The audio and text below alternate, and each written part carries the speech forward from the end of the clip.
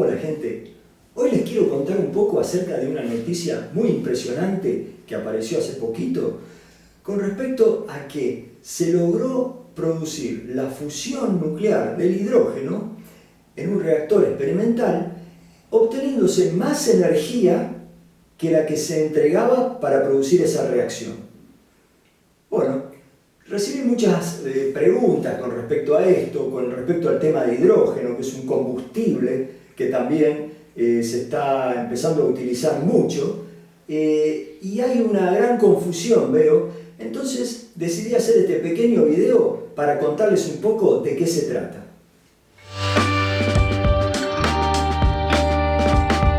Lo que se logró hacer en un reactor experimental en un laboratorio de Estados Unidos, en California, un laboratorio nacional, Lawrence Livermore, es producir la fusión del hidrógeno para obtener energía por fusión nuclear. Ahora, ¿qué diferencia hay entre esto y la combustión del hidrógeno? Bueno, la diferencia es abismal. La combustión del hidrógeno, que es lo que se utiliza, por ejemplo, en los automóviles de hidrógeno, de celdas de combustible, lo que hace es una reacción química en la cual dos átomos de hidrógeno y un átomo de oxígeno se queman, se oxida el hidrógeno, produciendo una molécula de agua. Ahora esto actúa a nivel de los electrones. Lo que se hace es quemar un combustible, que es el combustible es el hidrógeno, y actúa como una reacción química. Esta reacción química actúa combinando átomos para formar otras moléculas, como todas las reacciones químicas. Bueno, al producirse esa combustión del hidrógeno, se libera cierta cantidad de energía. Para tener una idea de qué estamos comparando cuando comparamos combustión con fusión, tenemos que pensar que el átomo está formado por un núcleo. El átomo de hidrógeno, por ejemplo, el más simple de todos, está formado por un protón y un electrón que está dando vueltas por ahí. El tamaño del átomo, si consideramos el protón en el centro más ese electrón que anda dando vueltas por ahí, es enormemente más grande que el tamaño del núcleo. Para tener una idea, el tamaño del núcleo atómico comparado con el tamaño del átomo es de unas 100.000 veces más chiquito. Entonces, todas las reacciones químicas se producen entre electrones de distintos átomos para formar moléculas. Pero cuando hablamos de fusión, nos tenemos que meter adentro del núcleo atómico. Y lo que hacemos cuando fusionamos dos átomos de hidrógeno es juntar los dos átomos de hidrógeno para producir otro átomo, en este caso helio. Estamos cambiando de elemento químico. A partir de dos hidrógenos, el elemento químico más abundante en la naturaleza, en el universo, y el más liviano, tienen un protón dentro del núcleo. Un protón es una partícula con carga positiva. Se unen los dos protones para formar otro átomo, el siguiente átomo más pesado que el hidrógeno en la tabla periódica, que es el helio. Bueno, estamos haciendo algo que es lo que los alquimistas querían hacer: transformar, por ejemplo, plomo en oro, lo que jamás iban a poder hacer, porque ellos trabajaban con reacciones químicas, como les dije antes, reacciones en donde se combinan átomos para formar moléculas, pero las moléculas están formadas por los mismos átomos, combinaciones de los mismos átomos. El agua está formado por dos hidrógenos y un oxígeno.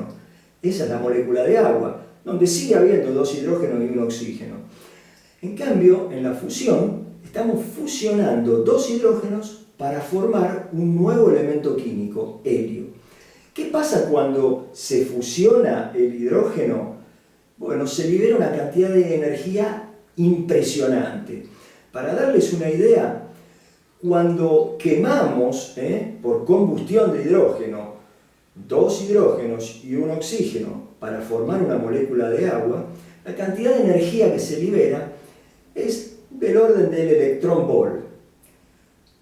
Cuando lo que hacemos es fusionar dos hidrógenos para formar un núcleo de helio, la energía que se libera es de alrededor de 17 millones de electronvolt. O sea, 17 millones más de energía libera la fusión que la combustión. O sea, son dos cosas completamente distintas. Lo que se hace en los reactores nucleares actuales es fisionar los átomos de uranio, o sea, romperlos, y a partir de eso se crean otros elementos químicos más livianos y se libera energía. La energía de fusión hace lo contrario, une núcleos atómicos, une átomos para obtener elementos más pesados. Une átomos livianos, como el hidrógeno, para obtener elementos más pesados. Bueno, y libera una gran energía. Pero ¿cuál es el problema? Bueno, este funcionamiento de fusionar hidrógeno para convertirlo en helio es lo que pasa en el Sol. Las estrellas, así como el Sol, usan como combustible principal el hidrógeno. El hidrógeno se fusiona y se convierte en helio, y ahí se liberan esas enormes cantidades de energía. ¿Cuál es el problema de esto? Y que hay que conseguir para fusionar hidrógeno altísimas temperaturas y presiones, equivalentes a lo que ocurre en el interior de las estrellas. Y esas altísimas temperaturas, estamos hablando de decenas de millones de grados centígrados. Lo que hicieron en este reactor de fusión fue obtener altísimas temperaturas confinando el hidrógeno a partir del uso de rayos láser.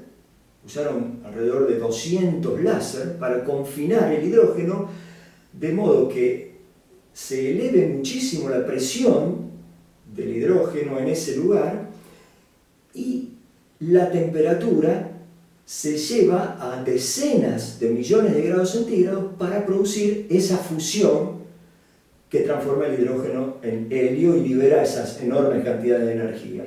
Hasta ahora en los reactores de fusión lo que pasaba es que la cantidad de energía que había que suministrar al hidrógeno para lograr producir la fusión era mayor que la energía que se producía a partir de la fusión del hidrógeno. Bueno, ahora por primera vez se logró producir más energía, extraer más energía de la fusión del hidrógeno que la energía necesaria o que la energía que había que entregar para producir esa fusión. Es decir, que la energía de todos los láseres que había que hacer incidir sobre ese hidrógeno para confinarlo y elevar extremadamente su temperatura. Bueno, esa es la novedad y la gran noticia. Y es una buena noticia porque la fusión nuclear no solo produce más energía que la fisión, sino que además es una forma de energía más limpia. Bueno, esta es más o menos la novedad del momento con respecto a este nuevo hito científico. Espero que les haya servido el video, que les haya sido útil la explicación y nos vemos en el próximo.